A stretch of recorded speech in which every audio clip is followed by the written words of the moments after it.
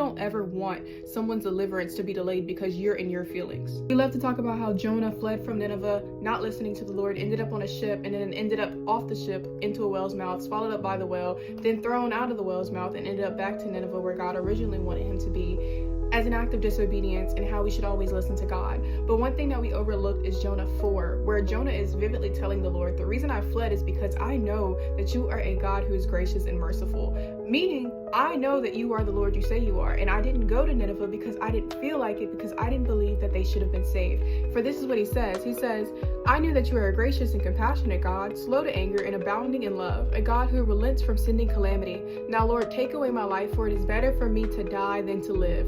And then the Lord replied, is it right for you to even be angry? And in this process, it says that the Lord provided a plant for Jonah, and it kept him in shade, and then a worm came and ate that shade up. So then Jonah gets mad again, and it says, is it even right for you to be angry about a plant?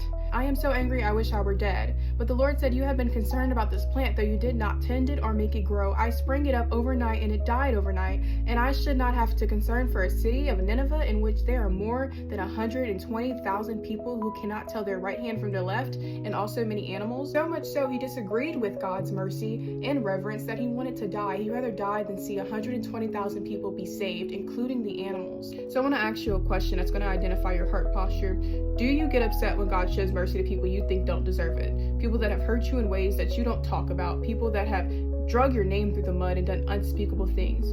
Do you actually believe in your heart that you have forgiven them and they need to be forgiven just as Christ has forgiven you? Sometimes your calling isn't about you, and you have to be able to put your emotions to the side and actually have the heart posture of Christ, because it's the only way people get delivered.